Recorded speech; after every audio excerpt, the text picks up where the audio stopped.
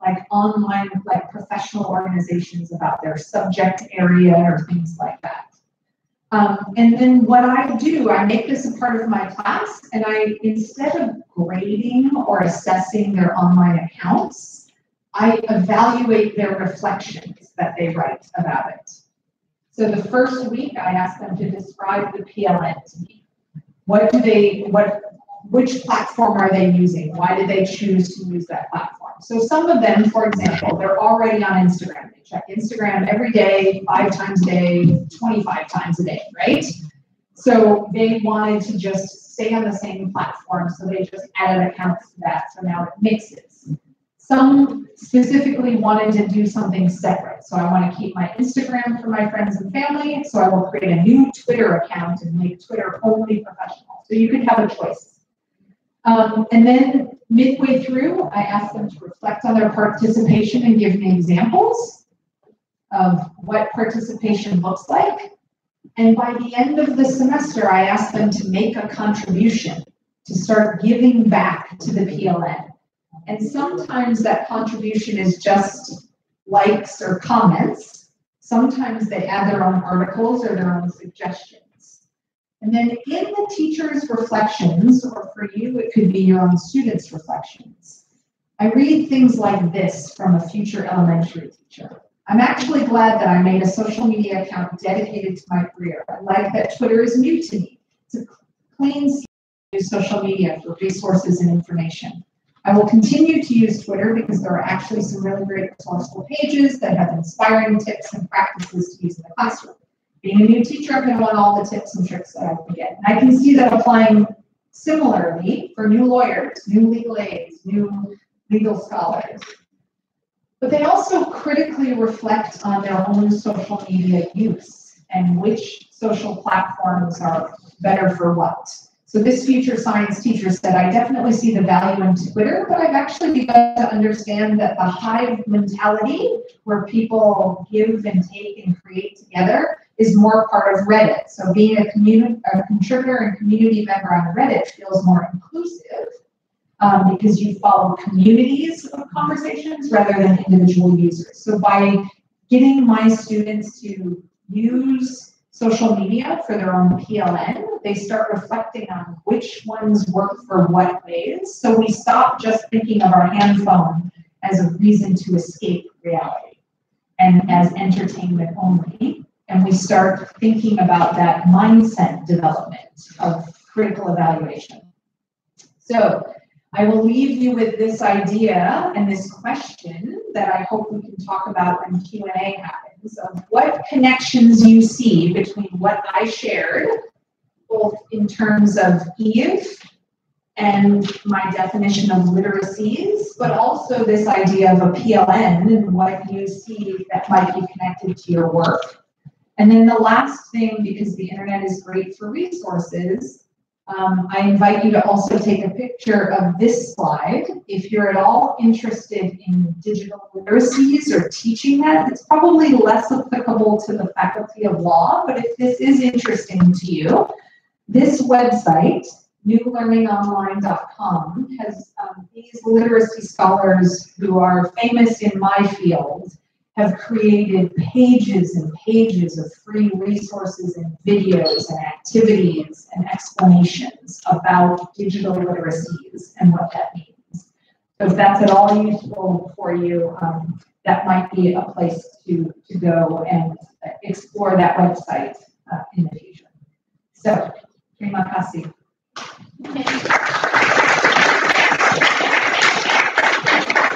Thank you very much, Prof. Before we go to Pak Abdurrahman, let me make a short resume. Mumpung masih ingat ya Bapak Ibu, apa yang tadi sudah disampaikan oleh Prof. Jane. Abdurrahman menyampaikan materinya. Saya coba memberikan resume tentang apa yang sudah disampaikan oleh Prof. Jane tadi. Prof. Jane Lemmers sudah di Indonesia sejak 1 September ya, Prof. Since September, dan lebih dari 58% saat saat ini internet sudah menghubungkan kita dengan berbagai informasi dari berbagai belahan dunia seperti itu. Kemudian untuk literasi sendiri adalah bagaimana cara manusia berkomunikasi, dan dalam hal ini seiring dengan perkembangan teknologi industri, keberadaan internet untuk membantu komunikasi sangat besar sekali seperti itu. Dan saya juga baru tahu Bapak Ibu dari game Sims ternyata banyak manfaatnya. Bahkan tadi saya juga tanyakan ke Pak Abdurrahman game Sims seperti apa, seperti itu ya. Mohon maaf. Because I didn't play Sims before. Actually I'm wondering to play Sims after this. Okay.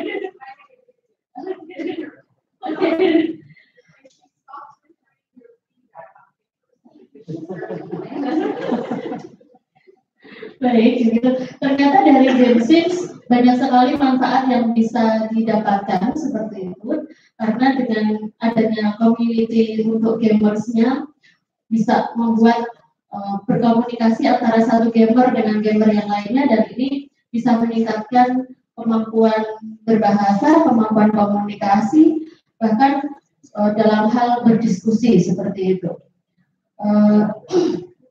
Kemudian dari Prof. Jane Lemers juga mengungkapkan bahwa kita tidak perlu untuk menjadi sempurna untuk menguasai semua teknologi literasi di dunia atau di era digital seperti itu, tapi setidak-tidaknya kita bisa memanfaatkan baik sebagai dosen maupun sebagai mahasiswa, baik sebagai dosen maupun sebagai mahasiswa, sebaiknya kita bisa memanfaatkan perkembangan dunia digital, perkembangan internet, terutama untuk mendukung menjadikan mahasiswa, karena goal kita adalah mahasiswa yang profesional dan berintegritas. So we have our university or our student profile in order to create the student as the scholar who have integrity and professionalism. So I think it is connected. Jadi ini berhubungan dengan apa yang sudah tadi disampaikan oleh Prof. Jane Lemers, agar kita tidak hanya menggunakan media sosial untuk mengikuti atau menjadi follower dari anggota keluarga atau dari artis idola kita, tapi juga bagaimana memanfaatkan media sosial ini untuk meng-create personal learning network kita seperti itu. Jadi mungkin dari hari ini kita bisa coba, jika misalnya di sini ada mahasiswa yang bercita-cita atau berkeinginan sekali untuk menjadi hakim atau untuk menjadi lawyer seperti itu, kita bisa untuk dari mahasiswa bisa follow akun-akun hakim atau akun-akun lawyer terkemuka, baik itu di tingkat internasional maupun di nasional seperti itu ya. Jadi tidak hanya memfollow mungkin teman-teman di sekitar atau anggota keluarga seperti itu, karena dengan memfollow sosok atau organisasi yang berkaitan dengan karir kita, ini akan membantu kita dalam membuild up our membangun koneksi dari karir kita ke depan seperti itu.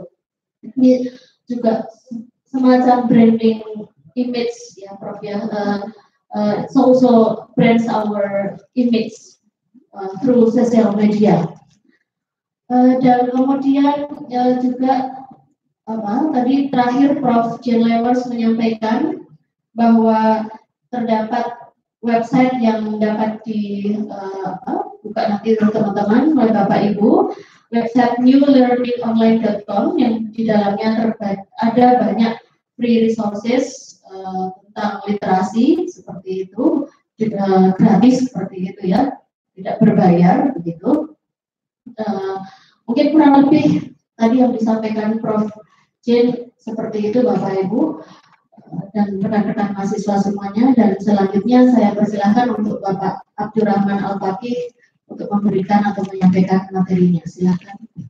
Terima kasih Bu Moderator. Thank you so much Bu Moderator. Prof. Jane, let me explain my part, particularly related to the legal education. But sometimes I would explain a little bit in English, but most in Bahasa. And I use a slide in English, though, yeah. But most I speak in English. Bapak Ibu yang saya hormati, jadi mungkin bagian saya ini lebih ke spesifik kaitannya dengan apa yang relevan dengan pendidikan hukum, kaitannya dengan digital literasi. Tadi sudah disampaikan oleh Prof. J dalam garis besarnya.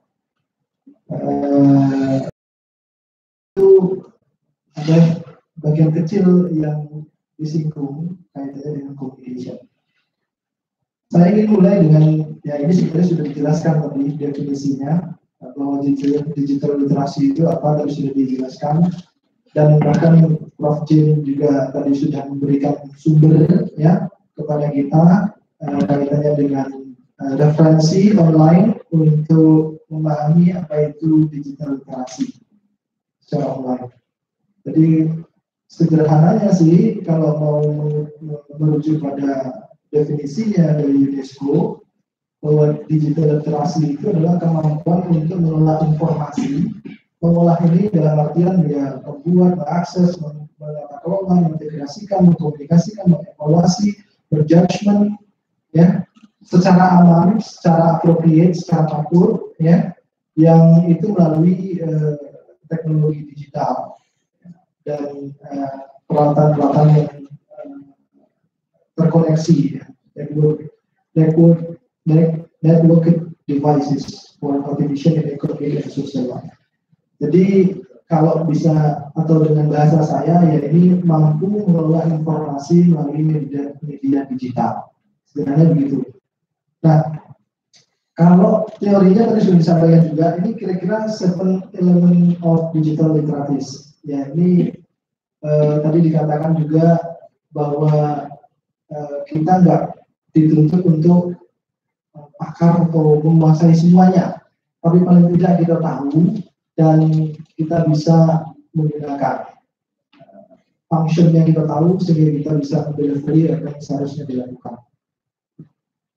Dan ini kemudian juga kaitannya dengan ini teori juga tadi sudah disampaikan, kan digital literasi itu ternyata mempunyai ranah-ranah. Kalau di bidang pendidikan ada kognisi, ada medical, ada ethical.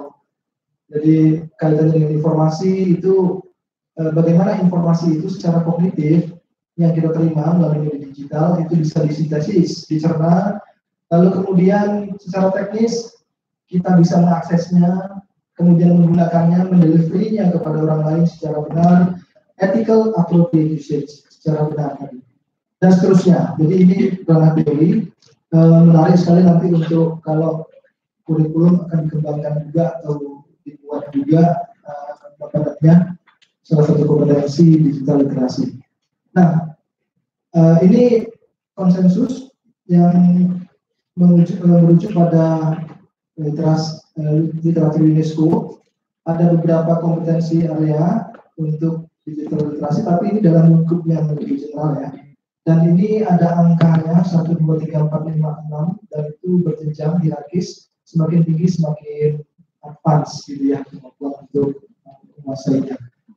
Saya ingin langsung saja ini, kira-kira kalau yang di fakultas hukum atau pendidikan hukum, apa sih yang relevan atau skill kemampuan apa yang sangat relevan dianggap sebagai diskriminasi, atau apa saja yang bisa kita harus kuasai, itu harus tahu supaya kita dianggap melek digital ya, digital literasi.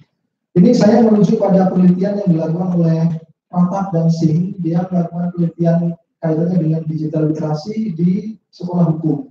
Dan ini penelitiannya di India. Anda saya kira bisa akses juga di Google ya, karena itu open access. Dari penelitian itu untuk sekolah hukum atau pendidikan hukum yang relevan dengan kemampuan digital literasi itu berkaitan dengan 3 hal, yaitu berkaitan dengan research, ya, penelitian, kemudian lecturing, ilmu pelajaran, ketiga communication. Tadi sedikit Prof. Jen sudah menyampaikan soal komunikasi melalui media-media sosial. Nah, di kita, di WI, itu alhamdulillah sudah ada perangkat pendukung. Ya, contoh perangkat pendukung kalau untuk riset, ya, kita punya library yang sudah subscribe digital online resources. Di sini ada kebetulan library-nya. Ada Westlaw, ada Gstore, ada Emerald, ada SunDirect, ya, macam-macam. Nah, itu sumber-sumber atau fasilitas informasi berbasis teknologi yang tersedia di universitas kita. Pertanyaannya, seberapa sering atau sudah tahukah kita cara mengaksesnya? Itu pertanyaan pertama. Kemudian selain itu juga ada kalau untuk learning ada Google Classroom. Kita pakai Google Classroom. Saya kira sampai saat ini semua dosen juga sudah menggunakan Google Classroom. Cuman pertanyaannya adalah apakah kita menggunakannya itu sudah maksimal atau sudah optimal atau belum? Ini juga pertanyaan. Kemudian ya two-way communication, maksudnya apakah media Google Classroom itu seperti media komunikasi yang terjadi di atau yang ada di platform-platform media sosial pada umumnya, jadi two-way communication atau hanya one way. Kemudian little problem karena laptopnya ya. Jadi kemudian yang kaitan dengan komunikasi ini karena kita berafiliasi dengan Google ya. Jadi selain Google Classroom kita juga ada Google Hangout ya. Itu juga bisa untuk komunikasi antara dosen dengan mahasiswa, baik itu melalui video call ataupun melalui chat. Selain itu ada media-media lain ya, di fakultas itu ada Instagram, masing-masing fakultas rata-rata punya Instagram, Facebook, kemudian Line yang paling umum Line ya, grup WhatsApp, kabar kuliah dan seterusnya, tapi itu hanya untuk informasi teknis kuliah. Dan kaitannya dengan using digital resources, tadi yang saya katakan untuk mendukung penelitian, apakah kita itu sudah menggunakan media-media online, digital library online, kemudian database online itu sebagai materi untuk perkuliahan atau bahkan materi untuk membuat tugas bagi mahasiswa. Apakah itu kalau semakin sering digunakan dan sudah tahu cara menggunakannya, dianggap bahwa kita sudah melek digital literasi berdasarkan riset yang saya lakukan. Kemudian akses digital resource ini sama juga, Ibu Bapak yang saya hormati, ini kalau kita lihat di BSI ya, di bsi.ui.ac.id, alhamdulillah kita sebenarnya punya media-media pendukung sistem informasi yang lumayan lebih baik dibandingkan dengan perguruan tinggi yang lainnya menurut saya. Karena kemarin di forum-forum pertama pimpinan-pimpinan perguruan tinggi Islam di Indonesia yang baru berlangsung bulan kemarin, itu banyak yang mencontoh ke WI. Kita ada fasilitas EduRoam, ya, koneksi internetnya yang lebih baik dibandingkan tempat lainnya. Kemudian EduRoam ini juga bisa menghubungkan kita ke akses internet meskipun tidak di area kampus UI, tidak di area di mana dipasangi sistemnya atau modemnya UI. Kemudian kita punya akun Gmail ya, yang itu unlimited untuk students ataupun staff atau lecturer ya, dan bahkan juga untuk alumni dengan jangka waktu 2 tahun berlakuannya. Dan akses Gmail ini diberikan fitur-fitur yang tidak pada umumnya tidak terdapat pada Gmail personal. kalau kita buat Gmail sendiri. Akses Google Drive kapasitasnya lebih dari 5 giga, kalau misalnya kita buat sendiri di Gmail itu aksesnya lebih terbatas. Tapi kalau kita melalui WiFi itu tidak terbatas. Lalu kemudian juga ada Google Form, ada Google Drive, ya, dan seterusnya. Nah itu kalau kita memanfaatkan itu dengan baik, maka asumsinya ya kita sudah mulai digital literasi, begitu. Dan kita bisa dianggap punya kemampuan, meskipun levelnya akan berbeda, indeks levelnya akan berbeda. Lalu kemudian ada perangkat-perangkat lunak.